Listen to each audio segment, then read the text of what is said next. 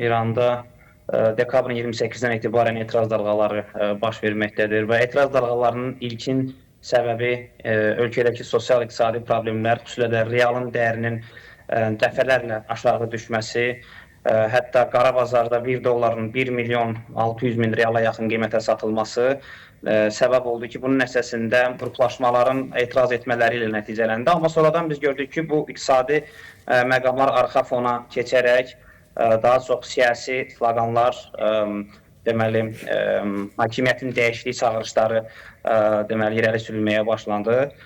Və bu etiraz dalğaları çox qısa zamanda İranın fərqli şəhərlərini, bəzi mənbələrə görə hətta 150-yə yaxın şəhərini əhatə etdi.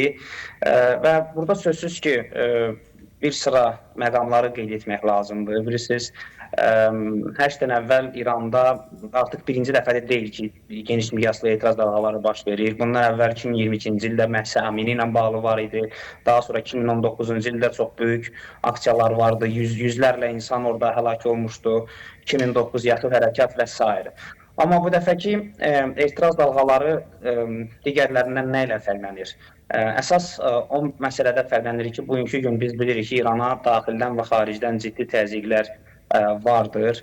8 il əvvəl ölkənin daxilində həm sanksiyalardan, həm də İranın daha çox proksilərə və hərbi istiqamətə pul ayırması səbəbindən deməli, ölkənin sosial-iqtisadi problemlərinin get-gedə daha da genişlənməsi.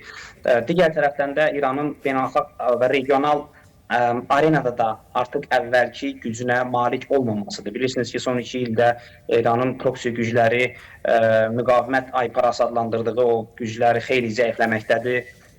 Həm Yəməndə, həm deməli Livanda, həm Suriyada hakimiyyət dəyişəndən sonra İran regionda kifayət qədər dayaqlarını itirib. Və bu da sözsüz ki, İranı deməli artıq nisbətən zəifləmiş İranda etirazların baş vermə ehtimalını və bu cür etirazların eyni zamanda xaricdən dəstəklənmə ehtimalını da artırmış olur. Biz bilirik ki, etirazların ilk günlərindən ABŞ və İsrail kimi ölkələr deməli, bu etirazlara dəstəyini açıq-aşkar şəkildə irəli sürdülər. Hətta Donald Trump belə bir ifadə işlətdi ki, əgər İran hakimiyyəti etirazçılara qarşı deməli, gücdən istifadə edərsə, o zaman ABŞ müdaxilə edəcək. Yəni, belə bir intimidasiya taktikasından istifadə etdi ABŞ. Çünki aydın məsələdir ki, həm ABŞ, həm də İsrail İranda hakimiyyət dəyişikliyinin baş verməsindən və ABŞ-a, İsrailə daha loyal birinin hakimiyyətə gəlməsində maraqlıdırlar. Amma sözsüz ki, etiraz aksiyaları biz görürük ki, bugünkü gündə fərqli istiqamətdə deməli, cərəyan etməkdədir. Son günlər xüsusilə də yanvarın 8-dən sonra daha dəqiq desək və videolardan görürük ki, istər məscidlərin yandırılması olsun və s. Və burada sözsüz ki, xarici güclərinin əlinin olması da bu baxımdan istisna olunmamalıdır. Bu eyni zamanda da bir məqam da burada vacibdir ki, etirazçılar, deməli, bir qism etirazçılar Pəhləvinin adını çəkirlər. Bilirsiniz ki, Pəhləvi həm İsrail, həm də ABŞ tərəfindən, ABŞ-dakı müəyyən kəsimlər tərəfindən belə deyək, dəstəklənir. Daha çox İsrail mediası, deməli, Məhəmməd Rza Şah Pəhləvinin oğlunun hakimiyyətə gətirilməsi məsələsini gündəm eləyir. Amma düşünürəm ki, artıq bunu yeri gəlmişkən İsrail mediası özü də etiraf edir ki, Pəhləvi etirazçılara liderlik etmək baxımından uğurlu bir seçim deyildir. Çünki Pəhləvi rejimindən İrandakı xüsusilə də etnik nümayəndələr, fərqli etniklərin nümayəndələri heç də az görməyiblər. Biz bilirik ki, hələ 1946-cı ildə 21 Azər hərəkatı nəticəsində yaranmış deməli, Azərbaycan hökuməti süquta uğradıqdan sonra məhz Pəhləvi rejimi oradakı Azərbaycanlılara qarşı divan tutmuşdu, xeyli Azərbaycanlının ölümünə səbəb olmuşdu. Yəni, bu rejim mövcud olduğu müddətdə etnik Azərbaycanlılara qarşı çox böyük haqsızlıqlar həyata keçirib və sözsüz ki, güneyli soydaşlarımız da bunu unutmurlar və bu baxımdan Pəhləvinin İran daxilində dayaqları bir o qədər də böyük deyil. Çünki bu rejimin özü də həm birincisi demokratik bir rejim deyildi, ikincisi də ki, bu rejimin əsas siyasi qayəsi daha çox Fars mərkəzliyinə dayanırdı ki, bu da digər etnik qrupların, o cümlədən Azərbaycanlıların maraqları ilə üst-üstə düşmüş. Bugünkü gündə biz baxırıq ki, elə məhz bu səbəbdən də, yəni etirazların belə deyək də ümumi qəbul olunan bir liderinin olmaması və dağınıq olması səbəbindən biz görürük ki, artıq İran rəsmiləri də bəyanat verdilər. Hətta Abbas Əraqçı da bəyanat verdi ki, artıq vəziyyət nəzarət altındadır. Düzdür, fərqli şəhərlərdə müəyyən deməli etirazlar hələ də davam etməkdədir.